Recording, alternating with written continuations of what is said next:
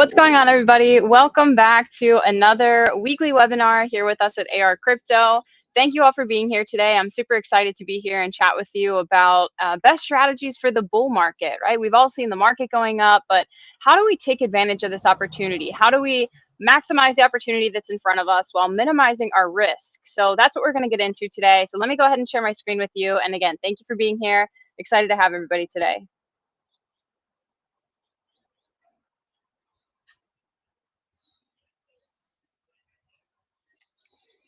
All right. All right. Screen shares all good? Perfect. All right, so let's talk the ultimate bull market survival guide. How are we going to maximize this opportunity that we have in front of us and minimize our risk in the process? So our game plan for today is talking about security, avoiding scams in crypto, and how to identify and vet opportunities that are out there. First and foremost, who is Coach Casey? Who's this lady up here talking with us today? If you're new here, again, my name is Coach Casey. I am the head of education and research here at ARCrypto and a partner in our company. And I've been able to create financial, location, and time freedom through cryptocurrency in the last couple of years. And so when I say financial, location, and time freedom, I mean I was able to break free from my 9-to-5 job. I travel all over the world. I'm currently in Los Angeles. Last week I was in New York. The week before that I was in Pittsburgh. And so it's been amazing to be able to have this kind of freedom in my life through cryptocurrency. But I didn't start there. So I want to talk with you a little bit about my journey first, and then we'll talk about our game plan for the bull run, because last bull run is where I broke free from the matrix. So let's talk about it. Here's a little bit about my crypto journey. So when I first started out in crypto, it wasn't because I was an investor. It was because I was being a dumb kid. I was buying Bitcoin to use on the dark web to purchase illicit substances. And I used it, and it was really complex at the time to use Bitcoin. And so my friends and I, we pooled our money together and we were making our purchases, and we had some Bitcoin left over, but it was really tricky at the time to be able to get it back out. We couldn't figure it out. So we kind of wrote it off as a loss and just, okay, we lost some money, right? Well, 2017 comes around and I started hearing about Bitcoin again. I realized, hey, I think I still have some of that Bitcoin stuff somewhere. So I go and I find my old account, realize I have a bunch of Bitcoin, and I thought I was the greatest investor of all time. I'm like, I just made the greatest trade of all time. I sold most of that Bitcoin at about a 50x gain.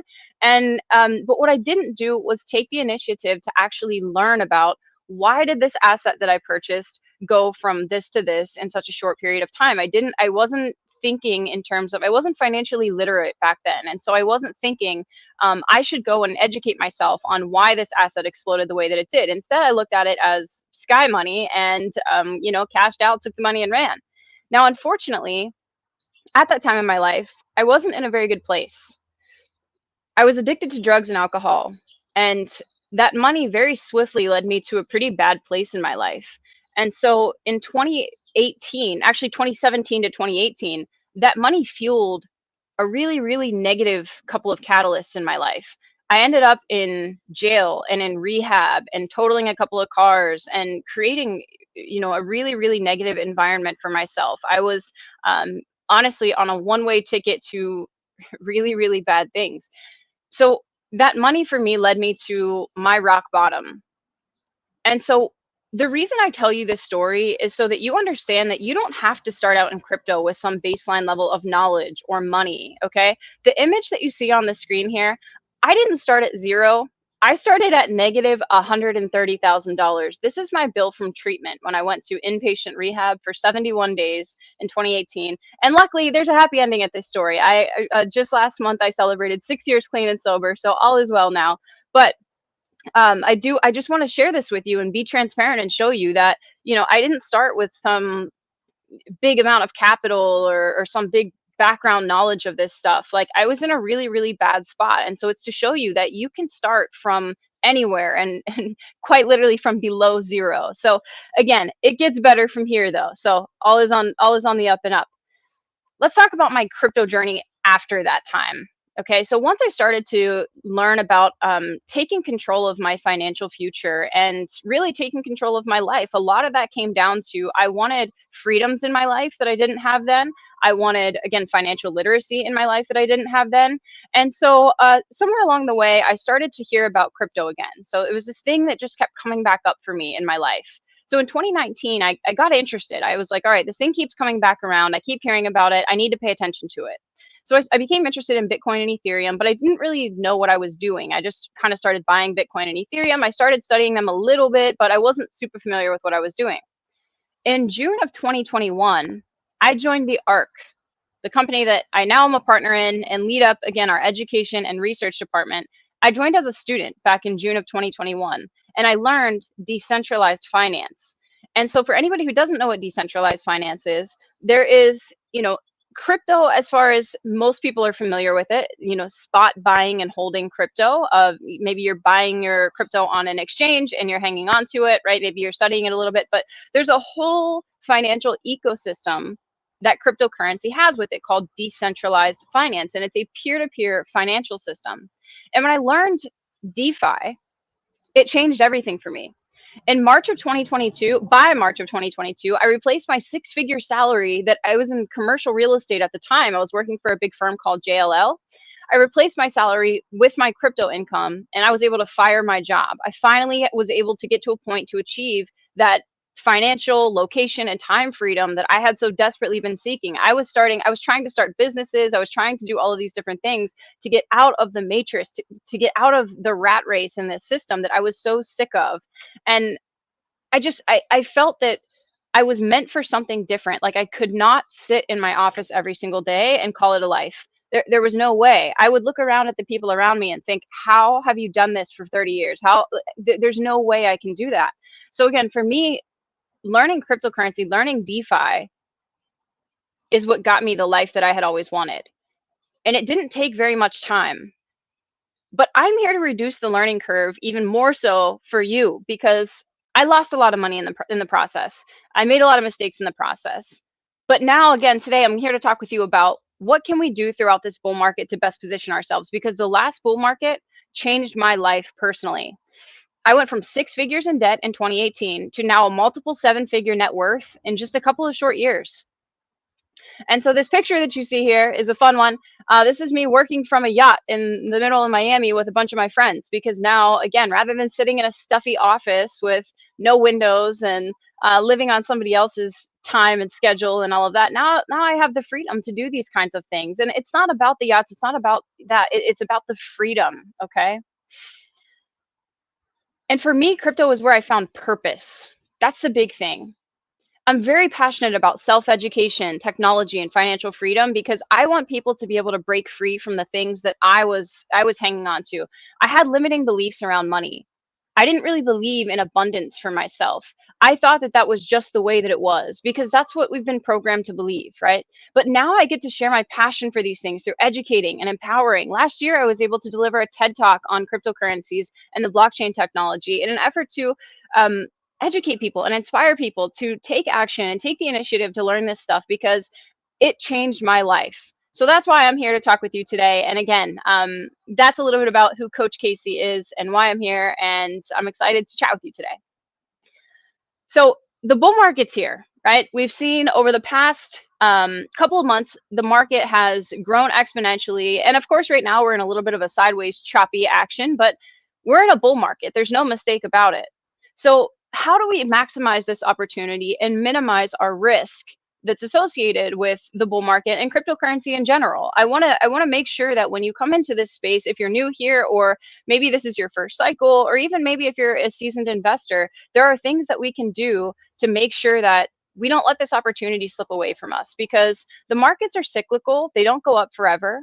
And cryptocurrency as an asset class, it's young and it's evolving, and it's an emerging asset class. And so there's still exponential growth that's happening here. And so again, let's talk about this opportunity and how we can minimize the risk.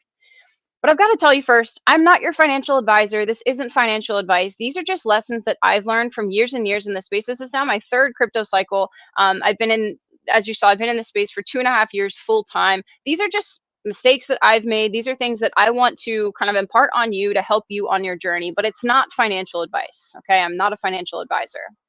So the first thing that we're going to talk about today is security and avoiding scams, because it doesn't matter how good you get at making money in crypto if you can't keep it. All right. Doesn't matter how good you get at finding opportunities, at picking good crypto projects, at whatever, if you can't keep it. Security is so, so crucial. That is the number one thing in cryptocurrency that you should be mindful of is security. So let's talk about how to identify scams and keep yourself safe and different types of security in the space. The first type of scam that we're going to cover, there's actually two here: pump and dumps and rug pulls. Okay. In the media, you've probably heard these words before. You've probably heard rug pull anyway. Pump and dumps are another scheme that are really common that happen. And these are things that run rampant during the bull market. The reason is because people prey on the naivety of people entering this space. Unfortunately, there are bad actors in this space that just want to take advantage of the new capital that's coming into this space. So when we talk about a pump and dump is where, let's say, for example, there's an influencer that has 10 million followers on YouTube, and they go and they make a video and they say, hey guys, I just found the next, 1000x cryptocurrency investment opportunity. You're not going to want to miss out on this thing. This is going to change your life. But what you don't know is they were paid to promote that project, and they were probably paid weeks ago to promote that project. And now when they come and they talk about it on this platform where they have a big influence, a lot of capital flows into the project, and then they sell and they dump on you. So that's what a pump and dump is called. That's when, the chart goes way up and then shoots right back down. That's because they're pumping it up and then dumping it. You became their exit liquidity. They sold on you. So a couple things here. When we're looking out for these things, they're spreading hype for personal financial gain. And I'm not saying every influencer that's out there is bad by any means, but I'm saying these are the kinds of things that you want to look out for in this space. Because it's so common amongst people with influence in this space, you think that you can trust people. But I encourage you to research the projects that people are talking about. And today we're going to talk about how to do your own research, but don't just take things at face value. Okay. Additionally, rug pulls is the other type I want to talk about here. So rug pulls are something where, and there's more to come to explain this later on in the presentation, but rug pulls are something where, let's say you go hear about into it, you heard about it, you thought it was great, so you got into it, you put your money into it, and then all of a sudden the project's just gone. Like the website's gone, or the team behind it, they removed all of the liquidity, and they sold all of their portion of the crypto, and they just absolutely dumped it. So these two kind of go hand in hand. These are the things that doing research in the space can help you to avoid, is again these pump and dumps and these rug pulls. So two big lessons from this one is we're going to elaborate on the studying the projects that you're invested in, but don't take things at face value. Okay, don't get blinded by greed and emotion. And I'm not saying that you're all greedy. I'm saying we inherently as humans are greedy when it comes to money. We see dollar signs and we get excited, but don't let that blind you. All right. So how to spot and avoid these things, what are some things that you can look out for? And then we'll talk about how to, again, just work through this, and we'll talk about what we're looking for here. You're going to often hear people tell you, do your own research, but what does that actually mean? All right. So when I tell you, you should study the projects that you're investing in, or you should know what you're investing in, or you should know how it works, all of these things that you'll hear people say to you, what should you actually be looking for? Like somebody says to you, all right, here's a project to look at, but you do your own research. You're like, all right, great. Where? What am I even looking at? So most of the information that you're looking for can be found in a project's white paper. This is a word I want you to get familiar with, is white paper.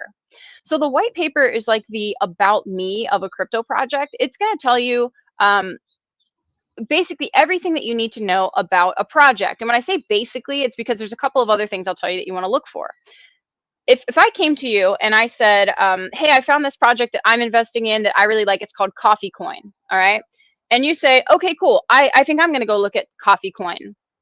The place you would go to look for that information is on the project's website, but you want to look in their documentation. You want to look at the white paper. And this down here is this is the Bitcoin white paper. And I encourage everybody who's looking to understand cryptocurrency, Bitcoin, to go read Bitcoin's white paper. It was, the first major white paper that Bitcoin was the first major cryptocurrency that gained traction. Fun fact, it wasn't actually the first cryptocurrency, but the first major cryptocurrency. And the Bitcoin white paper will help you really break down and understand the way that things work. And it's a perfect example of the couple of items that I'm going to talk about here. So when you're looking at white papers, there's a couple of things that you want to be looking to identify. Is first and foremost, what is the use case of the project? What is its purpose? What does it actually do? Is this a meme coin that it doesn't actually have a purpose or some kind of utility? Or is it a blockchain infrastructure for tokenizing money market funds on chain? Or is it a layer one blockchain where things can be built on top of it, and there's a revenue model and there's actual money being created? Like, you want to look at what is the use case or the actual utility of the project that you're invested in. Don't just look at the name, don't just look at the ticker, right? You need to know what the project actually is and what it does. And you can think about it like this. We shouldn't think about cryptocurrency much differently than we think about the stock market. You wouldn't go pick a stock just because you like the name of it. You'd pick a stock because you like the company behind it and what they're doing and what their mission is and where you see their revenue going and where you see the adoption of that product going and its use in the actual market, right? So we don't want to be looking at cryptocurrencies much differently. The second thing is market demand.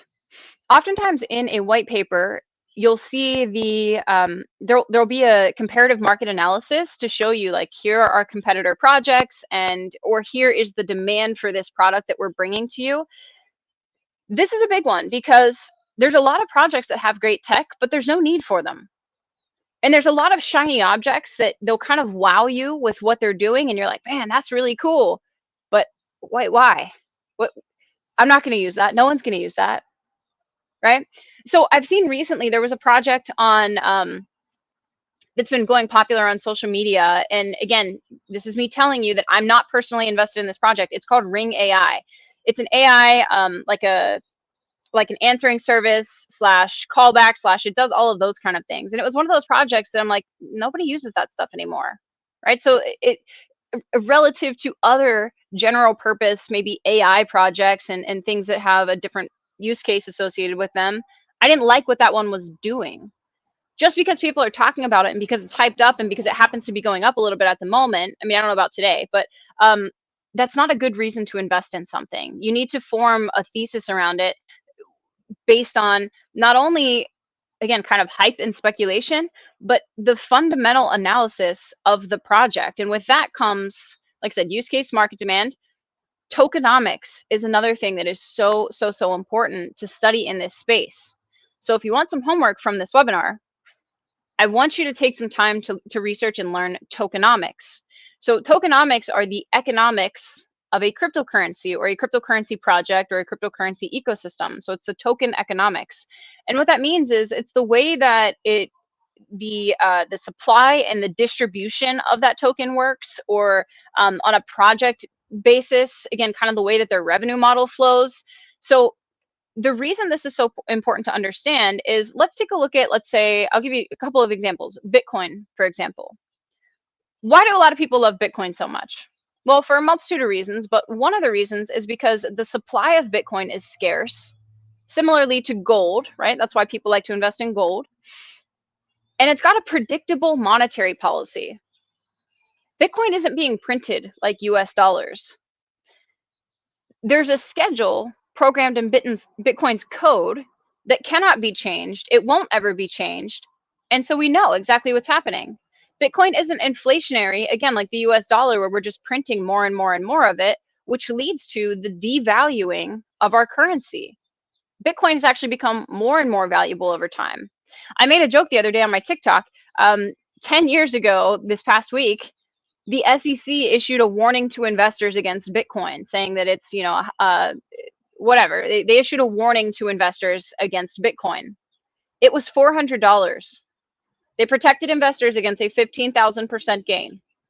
So this is why it's important to do your own research and form your own thesis around things.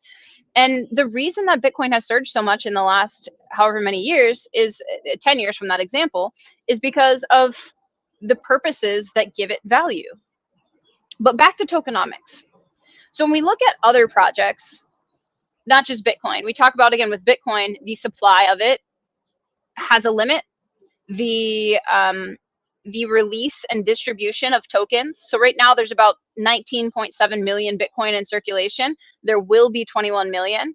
But we know exactly when the rest of those Bitcoin are going to come onto the market. They're not just going to flood the market, or there's not going to be some kind of event that drives some kind of issue with supply and demand. So that's why I say to study tokenomics, because the economics can make or break a project. Let's say you go get into a project and it seems great. It's got a good use case. You think there's probably some market demand for it, right? Everything's kind of checking your boxes so far. But what you don't realize is maybe this project, it's got a supply of, I don't know, 1 million of that token. But only 10% of them are actually circulating. They're actually out on the market trading. Maybe there are insiders and venture capitalists and early investors that are holding that 90%. And listen, this is kind of a dramatic example. It's generally not that high, but it's to make a point. They're holding 90% of the supply. So you think, oh yeah, all is great with this project, all is going well. And then those tokens unlock and they hit the market and 90% of the supply just dropped onto the market. That's like when the United States prints money. It devalues our currency. So there's a simple equation for how price works and market cap in cryptocurrency. So if we look at the current price times the current circulating supply or amount of tokens in circulation of something, that gives you the market cap. Okay, so it's current valuation or market cap. So going back to tokenomics, if the price of something is here and the market cap is here and more tokens flood into the market and no additional market cap or no additional money comes into that asset, the price is going to have to go down. And especially whenever all of these unlocks happen, where early investors, like people that have that big allocation off to the side, oftentimes when they get that cryptocurrency later, they got into it at a far earlier price than when it hit the open market. So they're going to sell and take profits anyway. So there's sell pressure, there's inflationary pressure. So all of these things, again, a project can be fundamentally good on paper. It can have a good use case, but there's a bigger picture that we have to paint here. And this is something that I didn't understand last cycle. So last cycle, there were projects coming out left and right. There was one that I got into that was called Hector, and there was one that was called Time Wonderland, and they were paying like 30,000% APRs. And it was crazy because I thought, oh, I'm just going to print money. This is going to be awesome. But when I got into it, first of all, I didn't understand the too good to be true model back then. But when I got into it, I didn't understand tokenomics and the inflationary aspect of things either, because they were just printing so many of those tokens. They were just issuing so many of those tokens that I was actually getting paid 30,000% per year in something that was so wildly inflationary that I was really not even making money because there were just so many of that token coming onto the market. So I was getting paid 30,000% of a worthless token. All right. So that is why tokenomics are so important to understand, is again, the way that supply and demand works and how it can impact the price. The not getting yourself into projects where it looks good on paper, but the bad tokenomics could lead to the demise of the project. And then just being able to identify and look out for where the supply of a token is at. So again, if there are like the team of the project is holding a big portion of the supply, or if early investors are holding a big portion of the supply, those are things that you need to be mindful of, because you have to be working through in your head, okay, if these tokens were to come onto the market, how would that impact things? So these are some big things to look out for. The next one is audits. What are audits? So in cryptocurrency, we know that tokens that are issued on the blockchain, they have a contract code. Okay, so I mean, tokens and blockchains, it's written in code, right? So when you find a project that you really like, again, maybe it checks out, maybe it's got, you're exploring, you like it, but how do you know that the code is actually safe? If you're not a smart contract developer and you can't read smart contract code, how do you know that it's actually a safe project to get into from a like the tech perspective of things, that the project doesn't have some kind of malicious code where maybe the funds are getting rerouted to a different wallet, or maybe it's something that you can get your money into, but you can't get it out of due to the way that the contract is written. So there are third-party firms that will audit smart contract code, and they'll provide a review and approval of everything that they reviewed in that smart contract code. All right, so it would be like, I make this example when I teach class sometimes. I drive a Jeep, and I don't know how to inspect my Jeep. And whenever it came off the assembly line, there were audits and there were checks and balances that I had to go through to make sure that, XYZ all checks out.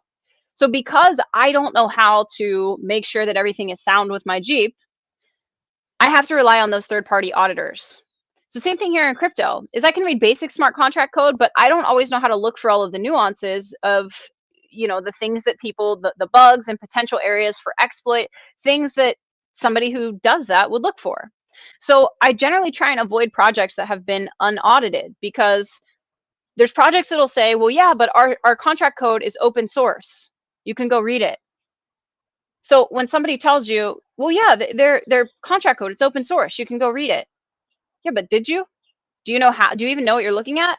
Like, yeah, you can actually see it, but if you don't know what you're reading, that's not helpful to you. You don't know if you're actually preventing yourself from harm just by looking at something that you could be reading hieroglyphs at that point, right? So the last thing on here that we want to be looking out for when we're checking white papers, right, when we're reading about projects, when we're looking on their websites, when we're vetting them, is who's the team behind it. Now, I want to say that not 100% of the time, teams will not be transparent. I always prefer to invest in teams that are transparent about who's behind it, okay? Bitcoin, that's another story. But if anybody doesn't know, Bitcoin was founded by an anonymous person or group of persons named Satoshi Nakamoto. But again, that's a story for another day. When I'm investing in a project, I want to know who is the team behind it. Do they have a solid track record? Can I find them on LinkedIn? And there's a developer site called GitHub. Can I see their track record and their work that they've been involved in? Have they been successful in this space? Or is it some scammer that's just out to make a buck on their next project because they already got the victims from the last one and now they're just on to the next? And when teams are anonymous, there's kind of two reasons that they do that. So first one is it's a scam. First of all is they're going to launch something, they're not going to put their name on it, and you're going to get ripped off. Oftentimes rug pools have anonymous developers. Oftentimes projects that there's nothing good going on, they have anonymous developers. But occasionally there are valid reasons for being anonymous, and that is for your personal privacy and safety and security. If a project it has so much money and they know who's behind it, like people, they don't want a target on their back. So there are anonymous projects that are legitimate. But again, I always err on the side of, I want to know who's behind the project that I'm investing in. I want to go research the team, make sure they have a solid track record, and make sure I believe that I'm confident in their skills to deliver on this cryptocurrency or this project. All right. So those are some of the key things that we're looking out for when we are doing our own research, as everybody likes to tell you to do. So the next type of scam that I want to look at is, there's actually a couple here, is unsolicited opportunities that are just trying to lure you in. They're trying to take advantage of you. The first one here is Telegram and Discord scams. First two, I should say. So these are a couple of old screenshots that I have from my Telegram and my Discord, because I get these like crazy. And the point of showing you these is to just give you a couple of examples. Your messages may not exactly say this, but the purpose here is to tell you, if somebody is contacting you first, it's more than likely a scam. Okay, I don't care if it's on Telegram, Discord, Instagram, email, however, snail mail, I don't care how. If somebody is contacting you first for some kind of investment opportunity, it's generally a scam, okay? So especially when they're saying words like, I don't know if one of these says, I thought one of these said guaranteed. If somebody guarantees you, like here, this one says, I wanted to let you know about a trustworthy crypto investment platform that many investors recommend. They're trying to build a rapport with you. They're trying to build a relationship. I have no clue who Eric Beach is. This is some random person that messaged me on Telegram. My team and I have been using it for a long time now. We found it very reliable. If you're interested, I can share the link with you. So they try and, kind of play on that emotion a little bit. You're like, oh, Eric seems like a good guy. I think I could trust Eric. But again, this is just some scammer that probably fired off this DM to 10,000 people. Eric has no interest in me. Eric is trying to scam me, but he's doing it in a smart way. He's trying to use social engineering for me to build a relationship with him to then get me to go and click on some scammy thing that he has.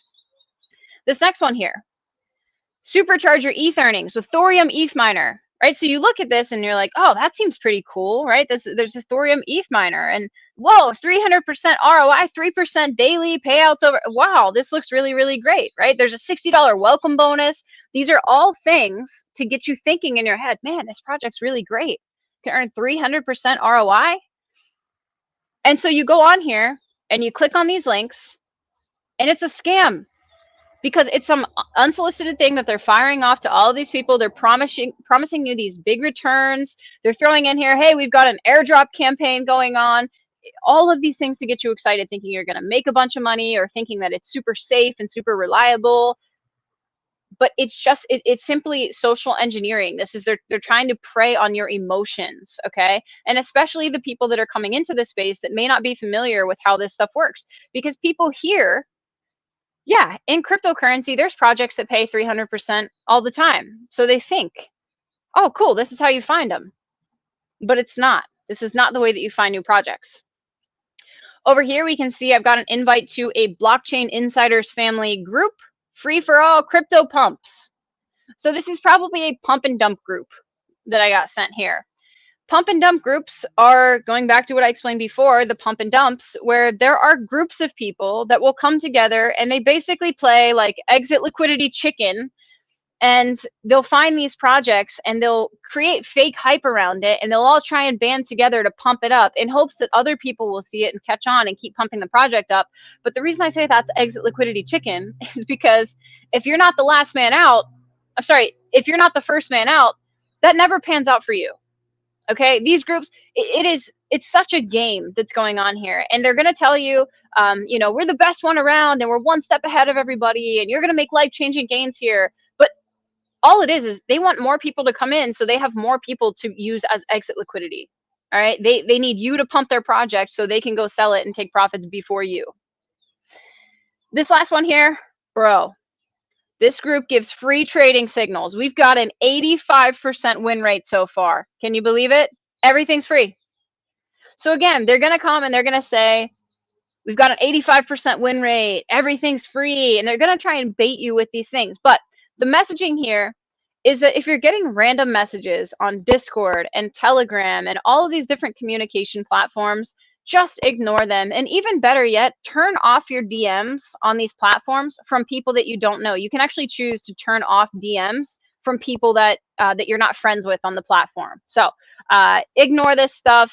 Don't fall for it. No strangers walking up to you with the next life-changing opportunity that, you know, they're exclusively reserving for you, or they're guaranteeing your results or anything like that. My business partner and our founder, Gavin, he loves to say, if somebody is guaranteeing you something, you can guarantee that it's a scam. Like if somebody's guaranteeing you returns, you can guarantee they're lying. So the next unsolicited thing that tends to come up in the space a lot of times, especially, again, as the bull market's going on and new projects are launching, there's something in cryptocurrency called airdrops. And airdrops are something where it tends to be like a token distribution model. When a project is launching, again, let's say Coach Casey decides to launch Coffee Coin, and I want to distribute my Coffee Coin to the market. Well, rather than just simply listing all of my Coffee Coin on an exchange, what I could do is maybe before launching Coffee Coin, I had built a platform where you could, maybe it was a decentralized exchange where you could go swap assets. And so when I decide to launch Coffee Coin, rather than just launching it on the market, maybe I will set aside like 10% of my initial distribution of that token to the people who are early adopters of my project. And they will be airdropped for being early adopters of my project. So airdrops are a legitimate thing that takes place in crypto. For example, one of the most recent airdrops that our community was able to take advantage of and get thousands and thousands of dollars of legitimate free money. When, you know, I often will tell you guys, there's no such thing as free money. Any free money is too good to be true. But the way that airdrops work, like I said, this project recently was called the wormhole bridge. So our students, because a lot of them had used that bridge, when they decided to launch their token, our students received the token as a reward for being early adopters of that project. So it is free money, but they did something to earn it. It's not just, you got free money for no reason. But anyway, so I launched Coffee Coin. I distribute 10% of my supply to people that had been using my platform. What that does is it builds loyalty with your user base. And it's a good marketing strategy, because now you're targeting people that are already using your project to, hang on to your cryptocurrency and be loyal investors in that project, versus just trying to go and market to the masses. All right. But with that being said, there's a lot of new projects launching when the bull market happens. Okay. So oftentimes people will take the bear market to build, and then they'll wait until I think I said that backwards. Sorry. They'll use the bear market when the market's down to build, but they'll use the bull market when there's a lot of new interest in the market and a lot of new money flooding into the market to launch their new projects. And with that, there's a lot of scams like these airdrops and these giveaways.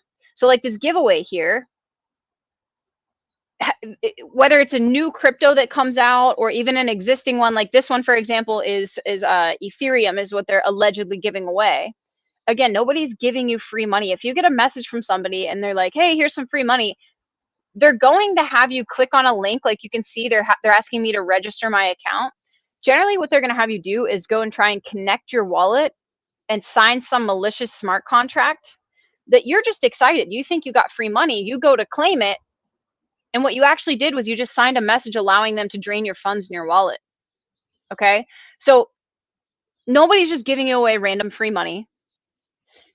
And then for airdrops, like this one over here, when there are legitimate airdrops that people are speculating on, like for example,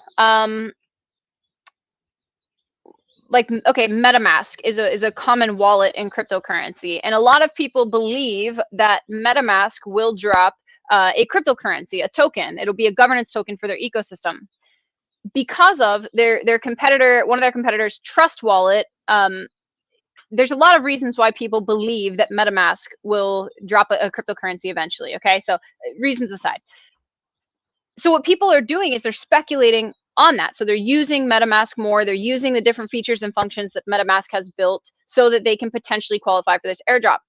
But if you go and you see a message, and I'm just going to swap out SWI with MetaMask, you go and you see a message that says, our first airdrop, MetaMask airdrop, and you had been hearing in the crypto sphere that MetaMask could potentially airdrop, and that you'd heard about that, you might get excited and you might go click on this link thinking, oh yeah, there's that MetaMask airdrop that I've been looking for, that I've been waiting for.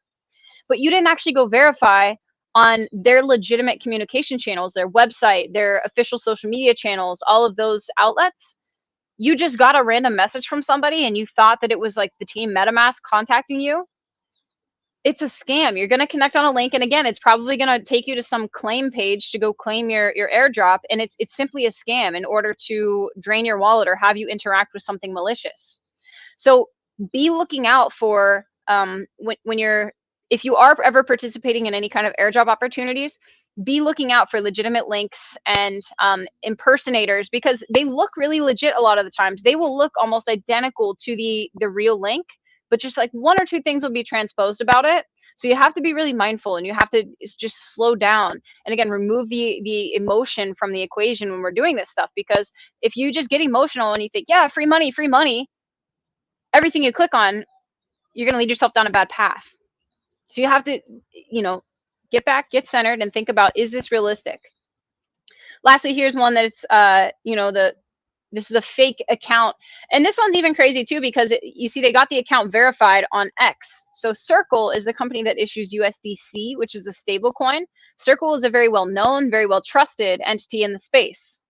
So this looks legit at first glance because it's got the check mark, right?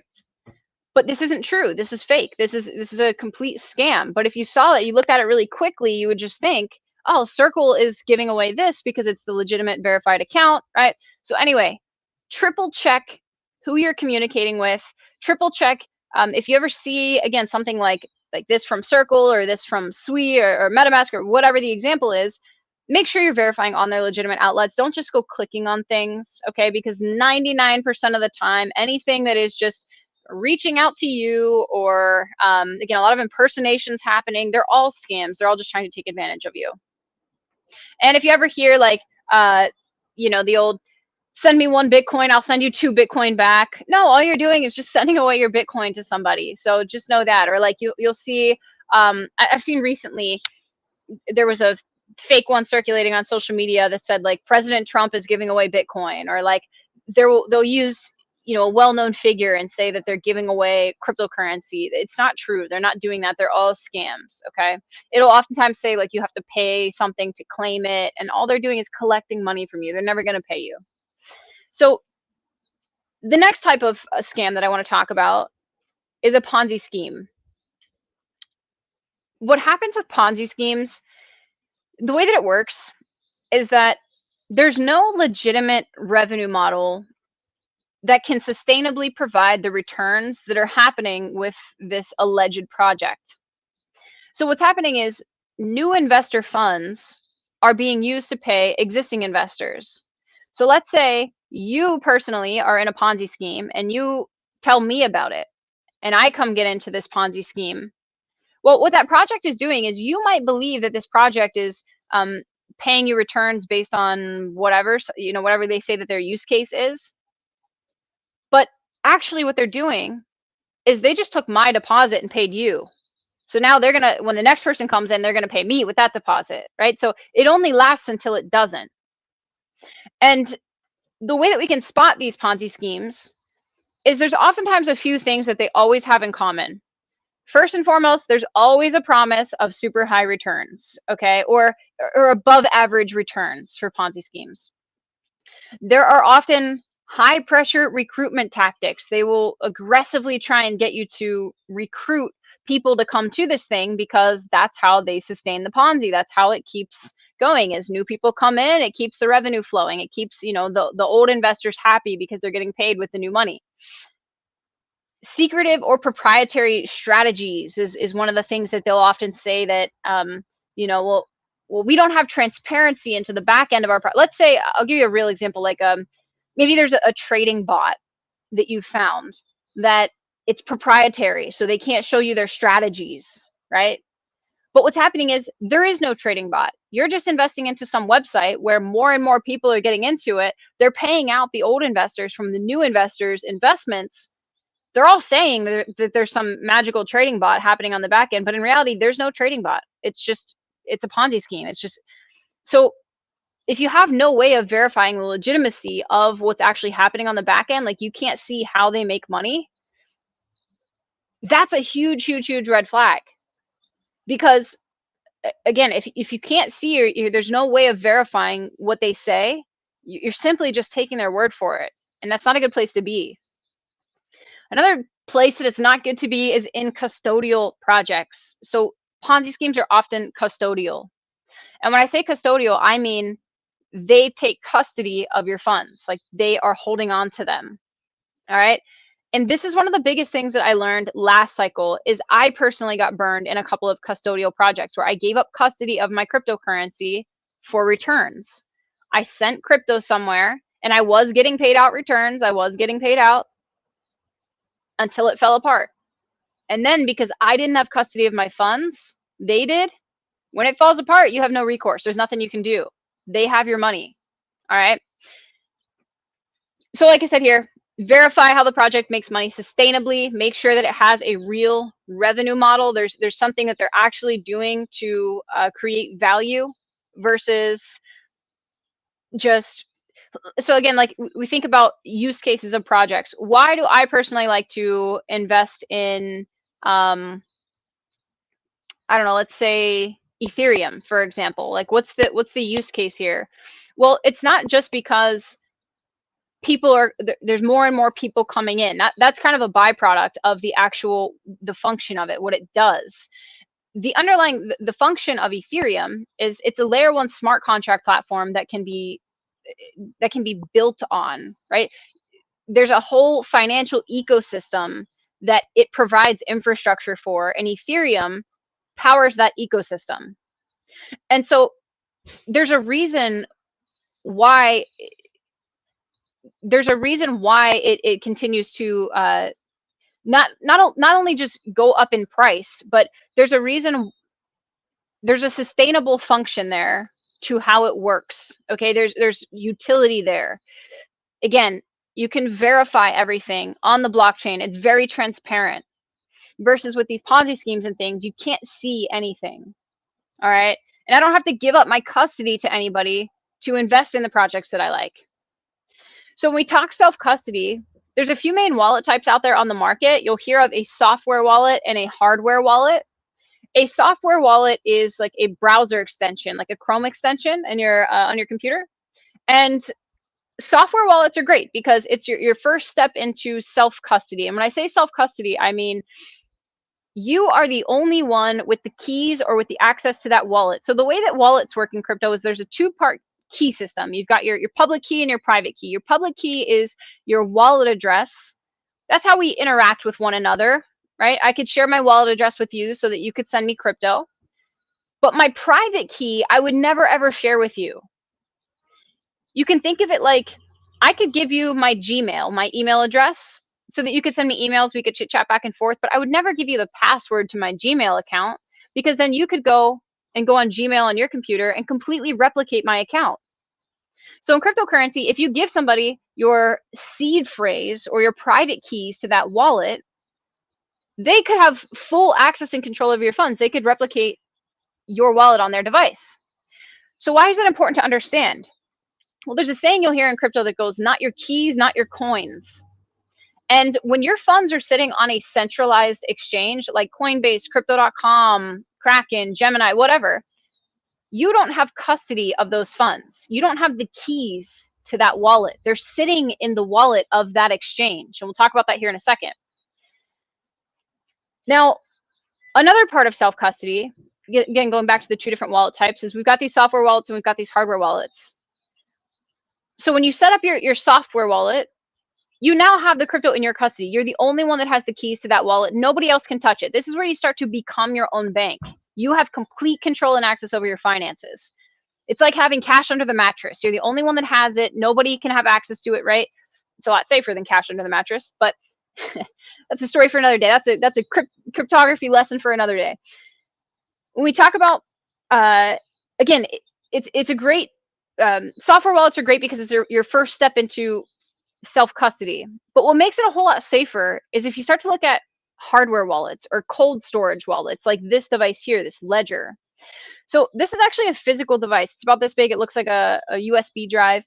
And what these do is a very similar function to the software wallets. It's where you can view your account balances, interact with your funds. However, you have to physically confirm transactions on the device. So it acts as like a physical two-factor authentication, where if somebody remotely hacked my computer, they wouldn't be able to transfer my funds without me actually physically confirming the transaction on the device. So when you hear people talk about self-custody, these different types of wallets, software, hardware wallets, the most important lesson here is self-custody. It's to get your crypto off of exchanges, get it out of anyone else's hands and into your own, because you don't know that they're being a good custodian of your funds. There's no transparency into that. All right. So the reason why I say this too is there's perfect examples here. FTX, biggest crypto exchange collapse of any recent history. What happened here? Well, let's say, for example, I had an account on FTX and I'm looking at FTX, I'm looking at my account and I've got 10 Bitcoin in FTX, right? On my screen, it's beautiful. I've got 10 Bitcoin in my FTX account. But what I don't know is that FTX was actually using user deposits and spending that money. They were investing in other projects. They were commingling funds with their sister companies. They were spending the money on real estate in the Bahamas, and they were doing all kinds of things with user deposits. They were spending your money that you think is sitting on FTX. You think you've got all this crypto and these dollars backing all of this stuff on FTX, but really it wasn't there. All you have is numbers on a screen. But when we self-custody our funds, we can see everything. It's transparent. We can see it on the blockchain, and we are the only ones that have access and control over our funds. All right. So Another project, a good example of self-custody, this is kind of circling back to the scam part of things. Personally, I lost a lot of money in a project called My Liquidity Partner. The reason why is because it was a project that I was earning 2.25% per week in, but I gave up custody of my Ethereum and my Bitcoin. And the thing was, it lasted a long time. I was earning payouts for quite some time on this project, well over a year. And so it seems super legit until it's not, right? And unfortunately, when it's not, and you don't have custody of your funds, when you send somebody your money and then you're getting a return paid out on your capital from them, you can't do anything. When they're gone, right? When they run off with your money, they've run off with your money. And yes, there's lawsuits and there's things like that, but they've run off with your money. But if that money were in my custody and my control and I kept it, that wouldn't have happened. So that's a huge lesson I learned from last cycle, is don't give custody of your funds to anybody. So, again, these Ponzi schemes, these projects that have high returns, if they're asking you to send them your crypto and you have to invest on their platform or something that you don't have transparency and control of, that's a risky bet. That's a risky game to play. Even by leaving your funds sitting on centralized exchanges, those terms and conditions that you just scroll by when you sign up for stuff, you should read those, because on centralized exchanges, you're often an unsecured creditor of that exchange. And if they go bankrupt, your funds go with them, and you agreed to it when you signed up. Now, it's not the case for everyone. They're all structured a little bit differently. But again, perfect example, recently, a couple weeks ago, Coinbase, there was one day when nobody could access their funds on Coinbase. Like, Coinbase had a glitch on their app one day, and like the app was offline for a little bit. That should have scared you. That should have got you thinking, like, uh-oh, if Coinbase shuts, what would I do? They have your funds. You don't. You wouldn't have been able to access or get them. If let's say the Coinbase website was down tomorrow and their app was offline, what are you going to do? But if your funds are self-custodied, you wouldn't care. I mean, yeah, of course, it would have a bigger impact on the market if something happened to Coinbase. I am not naive to that, but you wouldn't care as far as your assets go. But when we become our own banks, we must operate with the bank's level of personal responsibility. Okay. There are also scams that are kind of tailored to self-custody as well. Here's an example of an email that I got from MetaMask, allegedly MetaMask, right? You know what's funny about this? When you sign up for MetaMask, you don't give them your email address. It's anonymous. There's no KYC. So this right here, it's saying, hey, you've got a KYC from MetaMask. That's not true. And we can see that it's, so this is an old email, obviously, that I screenshotted, but it's saying that we're required to verify all of the wallets on our platform. Verify your wallet here. And if you click on this, it's going to ask you to input your seed phrase. And what did we just learn? If you share your seed phrase with somebody, they can replicate your account. They can steal all of your money. So if you ever hear for an investment, a project, or a like support that's going to help you, that they're asking for your seed phrase, it's a scam. Okay, nobody needs your seed phrase. That is the biggest rule in crypto. Never, ever, ever, ever share your seed phrase with anyone, because that is the ultimate password to your crypto assets. All right, like I said, no support will ever need it. No investment will ever need it. No, there's nobody that will ever need your seed phrase, because again, that's like giving somebody your Gmail email address and your password. That's like somebody giving your home address and the keys to your house. All right, so you have to think about it like that. So now that we know how to avoid the bad projects, how do we position ourselves in good ones? What are some good things to look out for? And how do we structure our portfolios to maximize this opportunity? We've got to have a plan, all right? And this is a plan that I like to follow. I keep about 60% of my portfolio in my blue chips. Okay, these are the projects that I have my highest conviction in, that I believe in the most long term. I put about 30% of my portfolio in growth positions. These are emerging narratives like AI and gaming and real world assets and decentralized physical infrastructure networks. There's a lot of, in cryptocurrency, money goes where attention flows, right? And so I try to capitalize on that by being on top of the emerging tech and taking educated speculation on these things. But I do it responsibly. I do it with about 30% of my portfolio, because while I'm betting on emerging tech and, again, educated speculation, oftentimes these are mid-market cap projects. They aren't they aren't as established, and they're not, maybe we don't know if that narrative is going to stick, because this is like the boom of the internet, where everybody thought Ask Jeeves would be around forever. So we don't know what's actually going to last forever in this space.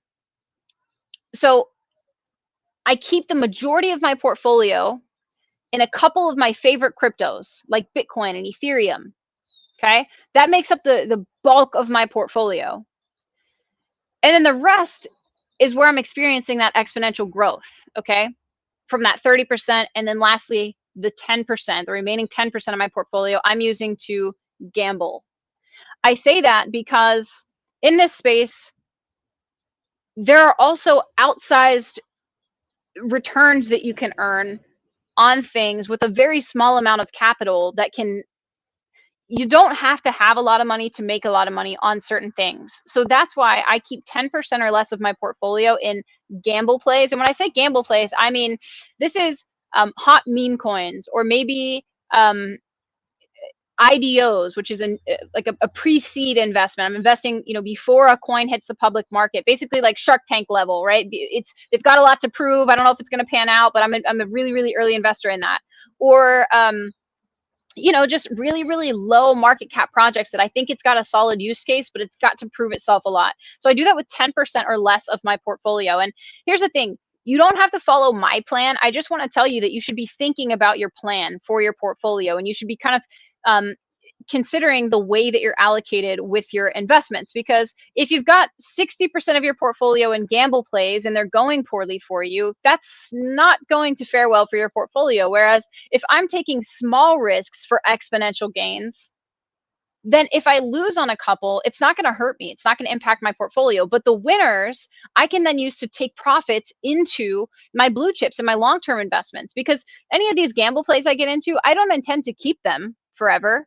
I intend to use them as a vehicle to generate more wealth. I intend to use them as a vehicle to take profits and create more fiat dollars, and also just to sell them into Bitcoin and Ethereum and things that I believe in more so long term, and solidify and go more risk off with the profits that I've taken.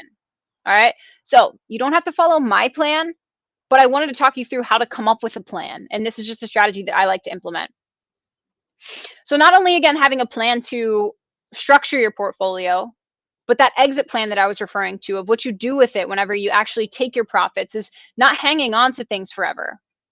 Nobody ever went broke taking profits. You might think, but what if this thing keeps going up, and what if it lasts forever? What if it doesn't? All right, what if it doesn't? So one of the easiest ways I make sure that I never lose money in a crypto investment is, let's say, for example, I buy $1,000 of ABC coin and it increases to $2,000. I sell my initial $1,000. I remove my initial investment from that equation as soon as I possibly can. Because you know what that does? I'm now playing with the house's money. I can't lose money on this deal anymore once I've removed my initial investment. All right. Now, I get that's a very simple example, and things don't always work linear like that. And they're not always as straightforward as that. And things don't just go 100% overnight. But that's to illustrate the point of how you can remove your risk from the equation.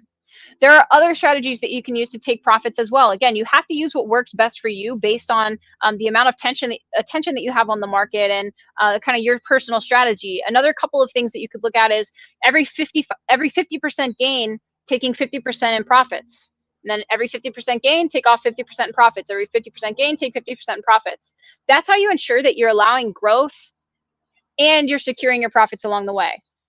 Or every 25% gain, take off 10% in profits. Every 25% gain, take off 10% profits. I tend to employ strategies more like this for my slower moving assets relative to, again, those meme coins and things that tend to run really fast, and they're doing a 2x, a 3x, a 4x, a 5x. Then it's really easy to shave off 100% at a time.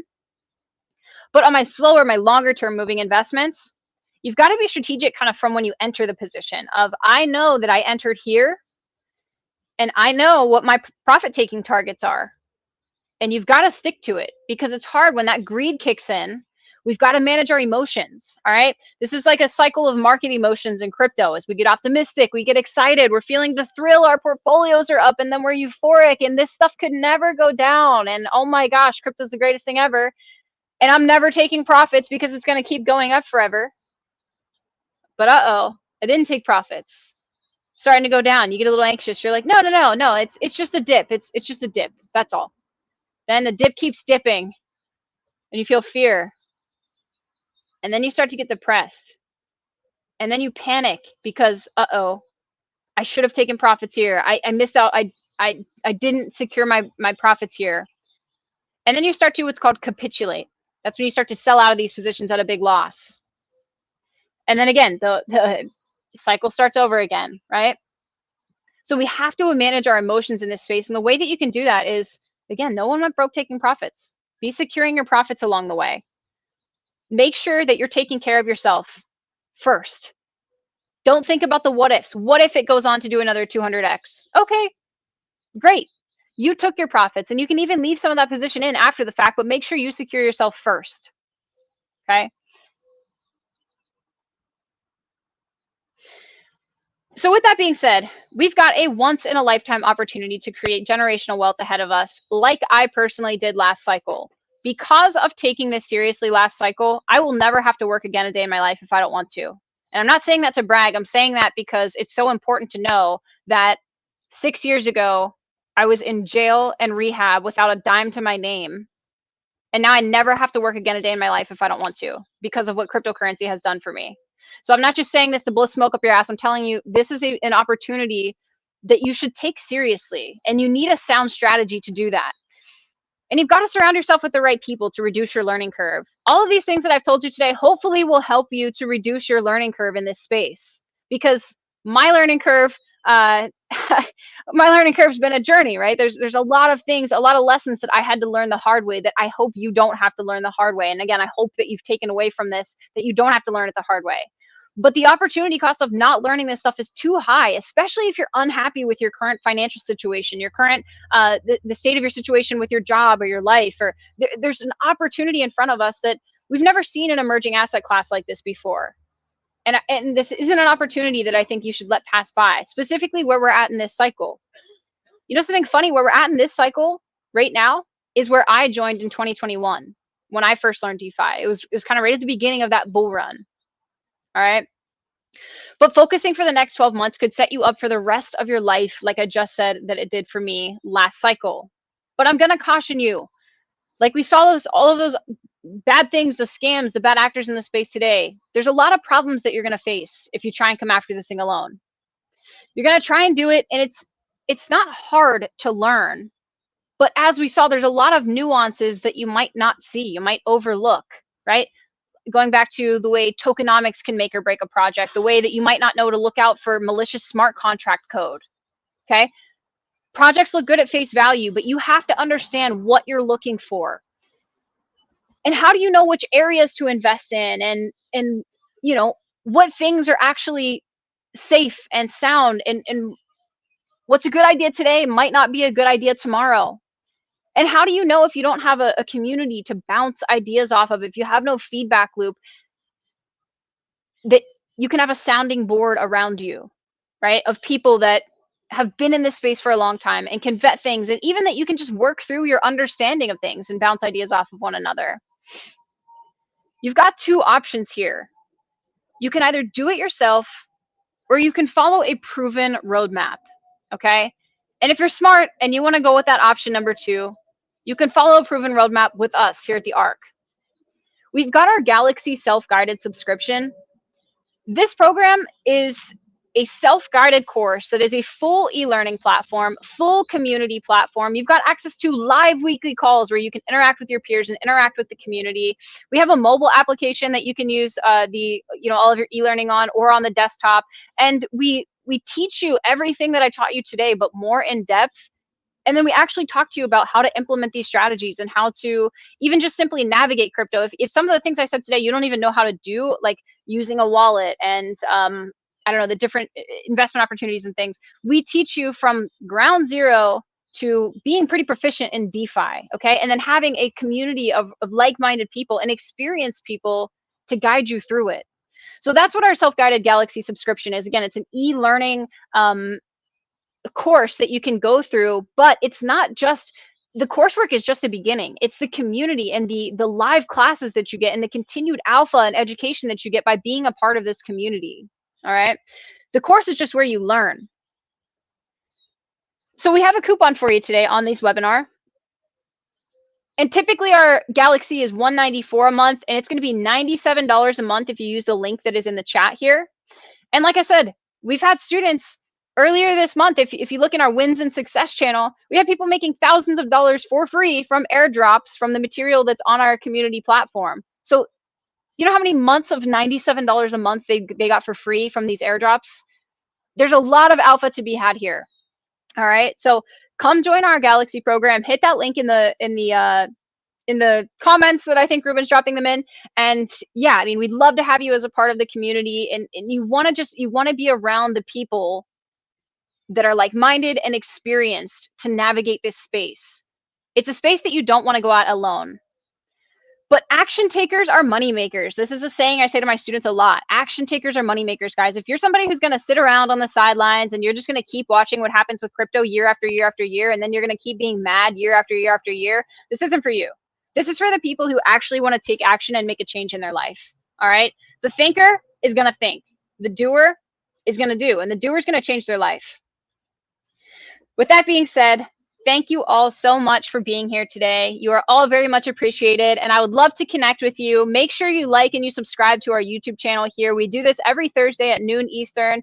Make sure you follow me on TikTok. I just started making TikToks, so come hang out on TikTok. I go live very frequently, and then connect on Instagram if you want to see more like lifestyle stuff and more crypto stuff on TikTok. And then, yeah, if you just want to connect personally, connect with me on Instagram. But again, thank you all so much for your time and being here today. It's very much appreciated, and I hope that these webinars have been helpful, and I hope that they're making a change in your crypto investing journey. And I would love to see you join our community. So again, thank you. Let me check the chat for you. Absolutely. Thank you, everybody. I appreciate you all.